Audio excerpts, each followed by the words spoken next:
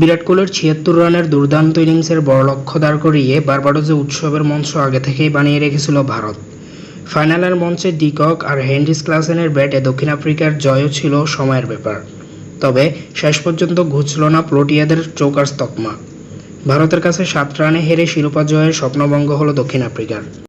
শনিবার ২৯ June বার্বাডোসে toss জিতে ব্যাটিংয়ে নেমে নির্ধারিত ২০ ওভারে ৭ উইকেট হারিয়ে ১৭৬ রানের সংগ্রহ পেয়েছিল ভারত। তবে নির্ধারিত ২০ ওভারে ১৬৯ রানের বেশি নিতে পারেননি দক্ষিণ আফ্রিকা। প্রথমবারের মতো বৈশ্বিক মঞ্চে শিরোপা জয়ের জন্য উড়ন্ত সূচনা দরকার ছিল দক্ষিণ আফ্রিকার। তবে ১৭৭ রানের বড় লক্ষ্য তাড়া করতে নেমে ভালো শুরু করতে পারেনি প্রোটিয়ানরা।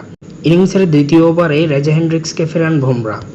এরপর আশদীপের শিকার বনে যান এইডেন মাকরাম।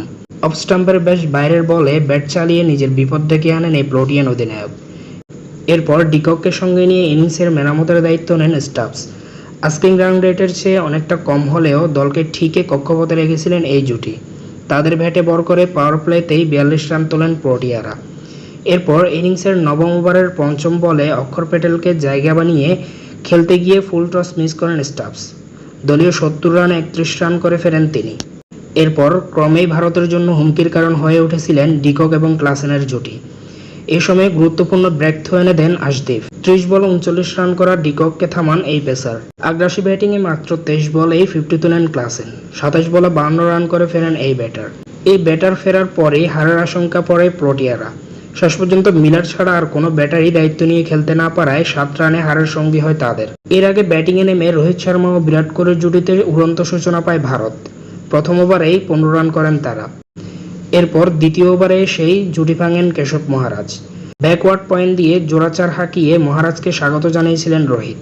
তবে মহারাজের চতুর্থ বলেই প্যাভিলিয়নে ফেরেন এই ওপেনার। দলপতির পথে অনুসরণ করেন ঋষভ পান্থ। রোহিতের মতোই সুইপ করতে গিয়ে উইকেটের পেছনে ক্যাচ তুলে দেন তিনি। এতে ৩ বলের মধ্যে ২ উইকেট হারায় ভারত।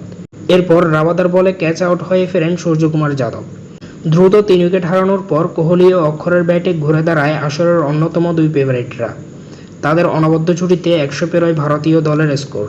তবে কুইন্টন ডিককের চমৎকার থ্রোতে দৃষ্টিকটুরভাবে রান আউটের ফাঁদে পড়ে প্যাভিলিয়নে ফেরেন অক্ষর।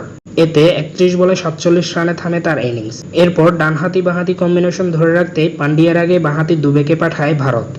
উইকেটে থিতু হয়ে কোহলির সঙ্গে রানের চাকা সচল রাখেন এই ব্যাটার। ৪৮ বলেই 50 তোলার পর চড়াও হন কোহলি।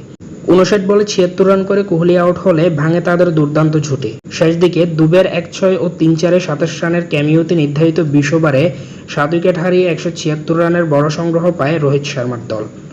প্রোটিয়াদের হয়ে সর্বোচ্চ ২ উইকেট শিকার করেন কেশব মহারাজ ও নরকিয়া।